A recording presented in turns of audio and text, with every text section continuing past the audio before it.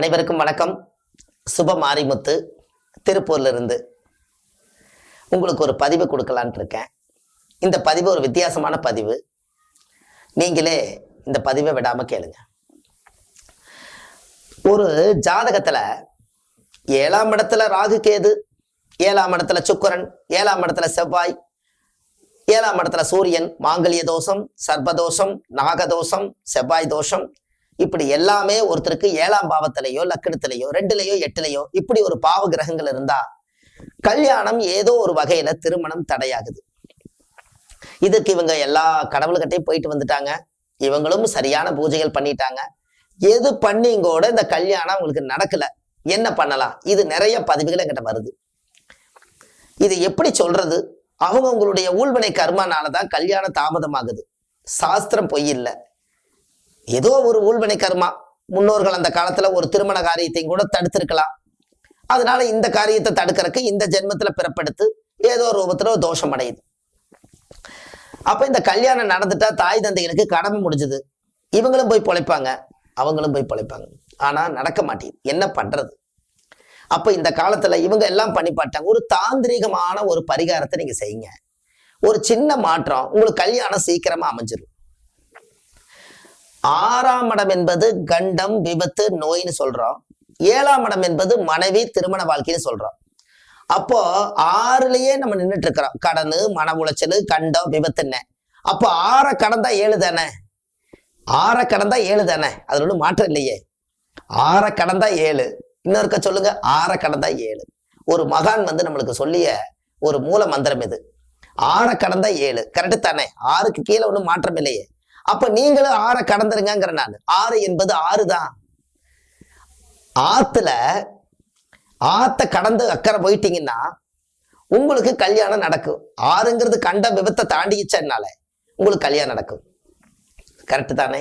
அப்ப என்ன பண்ணலாம்? ஒரு நதியில கொஞ்சம் தூரம் எங்க நதி இருக்குதோ அங்க நம்மனால நடந்து போனா தண்ணியில பிரச்சனை, நம்ம நடந்து போக முடியாது. என்ன பண்ணலாம்?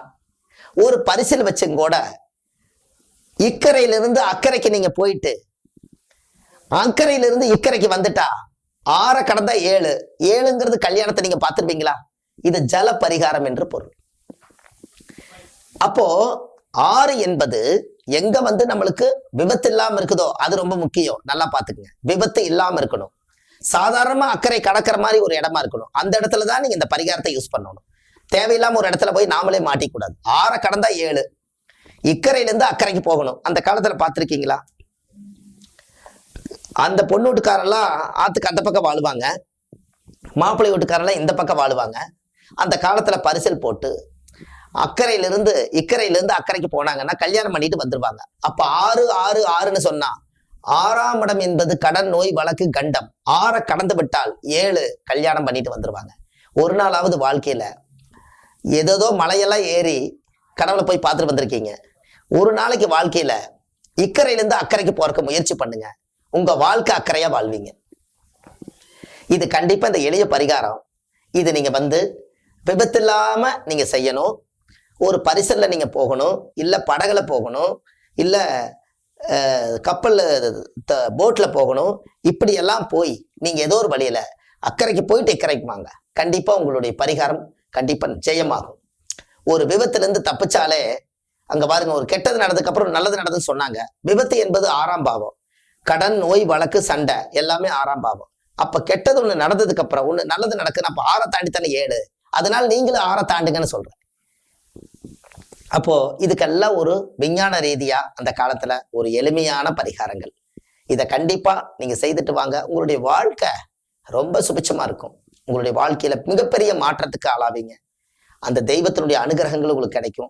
இதை போய் இந்த நதியை நீங்க தாண்டிட்டு வந்துட்டு உங்களுடைய குலதெய்வம் கோயில்ல போய் நான் தவிர்க்க முடியாம தத்தளிச்சு போய் நீச்சல் அடிக்கிறதே எதற்காக? நம்ம ஒரு இடத்துல நீச்சலே அடிச்சு ஒரு கரை ஏறிட்டா வாழ்க்கை நம்ம ஜெயிச்சிருவோம். அதுக்கு தான் நீச்சல் அடிக்கிறோம். அப்போ இக்கரையிலிருந்து அக்கறைக்கு போறது ஒரு பரிகாரம். போயிட்டு உங்க குலதெய்வம் கோயில்ல போய் 9 நவதானியத்துல ஒரு விளக்கு வச்சு சாமி கும்பிட்டு வாங்க. நவகிரக தோஷ நிவர்த்தியாகும். இதை செய்தா போதும், வேற எதுவுமே வேண்டாம்.